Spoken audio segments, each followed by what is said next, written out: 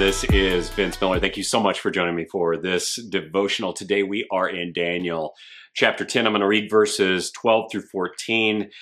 We need to remember that today our text builds on the affirmations we heard in yesterday's devotional. So if you didn't listen to that one, go back and listen to it. But let's recall the situation in this context. So Daniel is praying and he's fasting for about 21 days when he all of a sudden sees a vision of this amazing man. Then the guys who are with him, which is a small group, they bail because they feel or experience the vision even though they don't see it. And the vision ends up having this physiological effect on Daniel. So this angelic being shows up, which is the center of our text today. He shows up and comes to Daniel with two affirmations. One is physical. He actually lifts Daniel up. The second is verbal. He calls him a man greatly loved, which is an acknowledgement of how God loves Daniel. And today, as the story continues, we're going to see two more affirmations. So here is our text for today. Verse 12. Then he, that's this angelic being, said to me, "Fear not." So he calms him down. "Fear not, Daniel, for from the first day that you set your heart to understand and humbled yourself before your God, your words have been heard." In other words, God hears you, and I have come because of your words, literally because of his words. So God is hearing what Daniel is saying. Now the next part is interesting. Verse 13, the prince of the kingdom of Persia. Now the prince is an angelic being, but not a godly angelic being, a demonic angelic being leading and directing the nation of Persia. The prince of the kingdom of Persia withstood me, this angel, 21 days, which is the same time period of time that Daniel has been praying.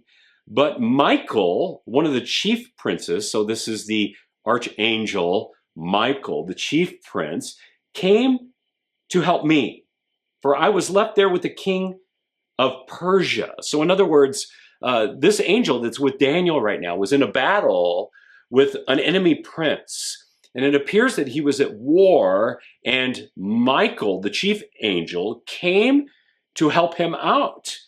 And now he says, I have come to make you understand what is to happen to your people in the later days.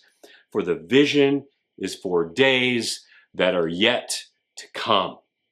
Now, guys, this is a fascinating text since we're kind of given a glimpse of some things that occur in the supernatural.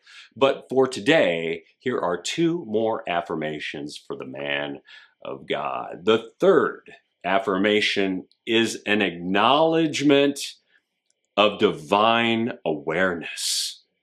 It's that God hears Daniel's words in the heavens, but they're not just heard. God responds to them. And honestly, I think we all want this. We want to know that God hears us, but the only way that we know that he hears us is if he responds to us. And in this situation, God responds to Daniel's 3 weeks of prayer. He responds by giving him a vision, and then a word, and an experience, and an angelic being who shows up and communicates the future to him. He even leaves the field of battle to come and communicate to him. This is extremely affirming to me as a follower of God, because given what I read here, I can have spiritual confidence that if God heard and responded to Daniel and his prayers, that he will listen and respond to mine as well. Now, the fourth affirmation is that God is fighting for us. We discover in this text that there's a war going on, which is unseen by Daniel. It's a battle between angelic beings, both good and evil. And each nation seems to have a prince fighting for them in this great war. Some are fighting on God's behalf against enemy nations and their princes, right? Now, these princes are all functioning underneath the authority of God. But one was ordered to come, to leave the battle, and explain to Daniel the supernatural occurrences of the latter times. And guys, I got to say this is both terrifying and comforting at the same time, isn't it? It's terrifying to think that right now in our own country, there's a battle being waged in the heavenlies of which we cannot see, but we can see the effects in our culture and time. And I think we're seeing that today. At the same time, it's comforting to know that the battle is actually in God's hands. And in the end, he's going to be victorious on our behalf. So I want you to hold on tight to these 4 affirmations. First, God sees the state that you're in. Second, he loves you immensely. Third, he's divinely aware of your every request. And fourth, he's fighting battles for you even today. So fellas, God is working. All we got to do is just keep the faith and keep plodding along and living all in for him who lived all in for us. I love you guys.